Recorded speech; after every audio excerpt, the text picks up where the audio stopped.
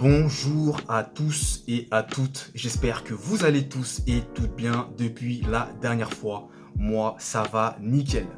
Aujourd'hui, direction l'Espagne pour revenir sur la revanche prise de l'Atlético de Madrid lors des huitièmes de finale de la Coupe du Roi face au Real Madrid. Puisque en effet, les Colchoneros se sont imposés au bout du bout au sein des prolongations sur le score de 4 buts à 2. Les amis, on perd pas plus de temps et on y va. Première chose les amis, le Real Madrid a dominé dans le jeu. Le Real Madrid a eu la possession du ballon. Mais malheureusement, et encore une fois, face au même adversaire, c'est toujours la même chose. Et malheureusement, ce sont des erreurs multiples au niveau défensif plutôt, qui vont sceller le sort des joueurs de Carlo Ancelotti.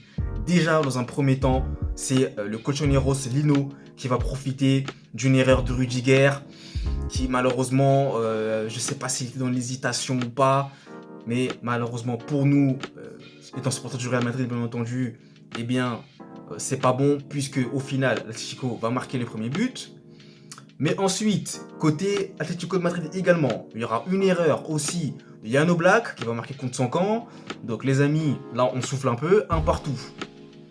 Mais en seconde mi-temps, encore une nouvelle erreur, cette fois-ci Camavinga, qui je ne sais pas, il veut faire une passe ou dévier le ballon. Il y a une incompréhension entre Lunin et Rudiger, et au final, Alvaro Morata profite pour ouvrir sa marque et donc permettre à l'Atlético de reprendre l'avantage. Puis ensuite, Joselu, qui est entré en jeu, va égaliser dans les 10 dernières minutes. Et les amis, à partir de ce moment-là, cette fois-ci, l'Atlético ne va pas craquer. Et Grisou, notre Frenchie, Antoine Griezmann, va inscrire un but somptueux sous la barre. Lolin ne peut absolument rien y faire. Et enfin, pour finir, Riquelme, qui est entré également en jeu, va définitivement clore les débats en inscrivant le 4e but et sceller la qualification de l'Atlético de Madrid pour le tour suivant. Donc, écoutez les amis, ça fait déjà 2 défaites à l'extérieur face à l'Atlético de Madrid. Il y en avait une en championnat, et là c'est cette fois-ci en 8e de finale en Coupe du Roi.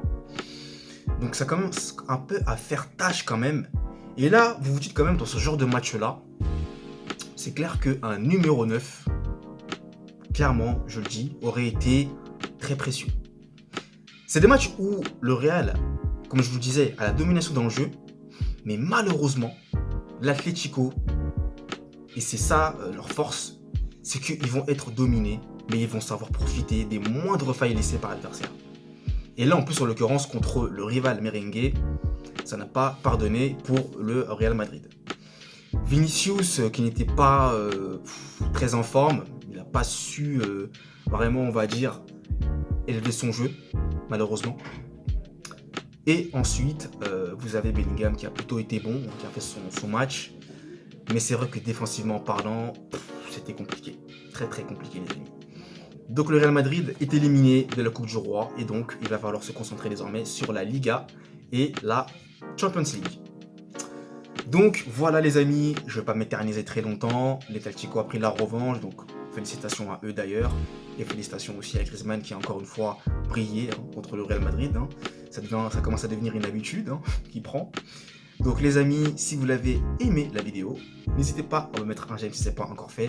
Un j'aime pas si vous ne l'avez pas apprécié. N'hésitez pas également à vous abonner si ce n'est pas encore fait. Et merci à vous du soutien. Nous les amis, on se retrouve très très vite pour de nouvelles vidéos. Et avant de conclure pour de bon cette fois-ci, n'hésitez pas également à commander mon livre disponible sur Amazon qui retrace le parcours de Lionel Messi. Cette fois-ci, c'est la bonne. Allez, je vous embrasse et je vous dis à la prochaine pour de nouvelles vidéos. Allez, peace!